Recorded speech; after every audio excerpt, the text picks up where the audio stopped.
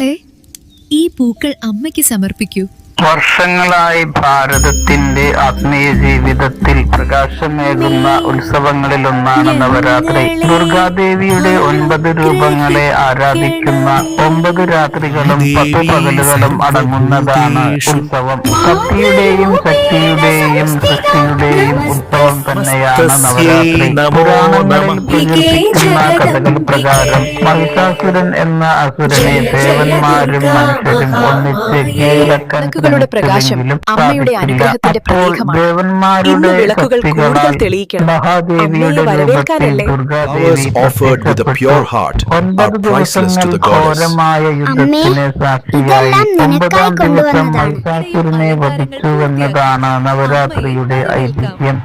അതുകൊണ്ട് തന്നെ അധർമ്മത്തിന്മേലുള്ള നന്മയുടെ ജയമായി നവരാത്രി ആഘോഷിക്കുന്നു.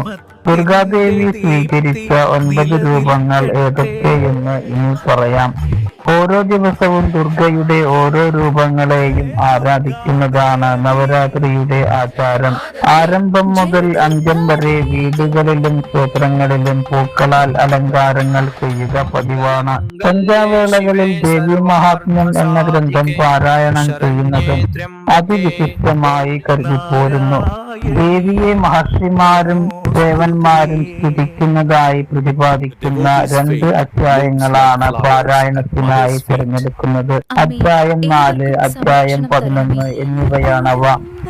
കൂടുതൽ പാരായണത്തിനായി തിരഞ്ഞെടുക്കുന്നത് അധ്യായം 11 ഭവനങ്ങൾ, ക്ഷേത്രങ്ങൾ എന്നിവ ദേവിയുടെ വിവിധ രൂപങ്ങൾ ഉണ്ടാക്കിയ ബൊമ്മകൾ കൊണ്ട് അലങ്കരിച്ചു വെക്കാറുണ്ട്. ഇതിന് ബൊമ്മക്കുലി വെക്കൽ എന്നാണ് പറയുന്നത്.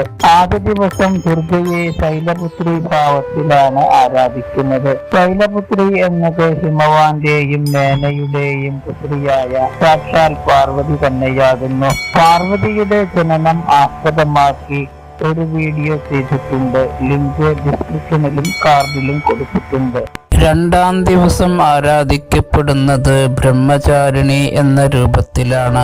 3-ാം ദിവസം ചന്ദ്രകണ്ഠ, 4-ാം ദിവസം കുഷ്മാണ്ഡ, 5-ാം ദിവസം സ്കന്ധമാത, 6-ാം ദിവസം കാർത്യായനി, 7-ാം ദിവസം കാളരാത്രി, 8-ാം ദിവസം മഹാഗൗരി, 9-ാം ദിവസം സിദ്ധിദാത്രി എന്നിങ്ങനെയാണ് ആരാധനാക്രമങ്ങൾ.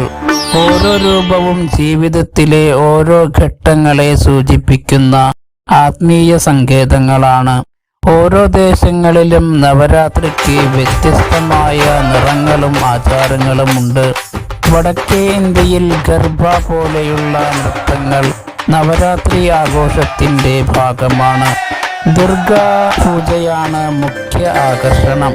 കേരളത്തിലാകട്ടെ സരസ്വതി പൂജ, വിദ്യാരംഭം എന്നിവയ്ക്കാണ് ദിനത്തിൽ വിദ്യാരംഭത്തിന്റെ ആദ്യ പുസ്തകം കുട്ടികളുടെ കരങ്ങളിൽ വയ്ക്കുമ്പോൾ അറിവിന്റെയും ഐശ്വര്യത്തിന്റെയും പുതിയൊരു വാതിൽ തുറക്കപ്പെടും. വിജ്ഞാനത്തിന്റെ പാത നിന്റെ മുന്നിൽ തുറക്കുമ്പോഴേ ദൈവത്തിന്റെ അനുഗ്രഹം നിന്നെ കാത്തുനിൽക്കട്ടെ. നവരാത്രി ഒരു മതാചാരം മാത്രമല്ല, പ്രകൃതിയും സംസ്കാരവും തമ്മിലുള്ള ഊഷ്മളമായ ബന്ധം കൂടിയാണ്. ഈശ്വര ചൈതന്യം മനുഷ്യന്റെ ഉള്ളിലെ കരുത്താണ് എന്ന് ഓർമ്മപ്പെടുത്തുന്ന ഒരു ഉത്സവം കൂടിയാണിത്.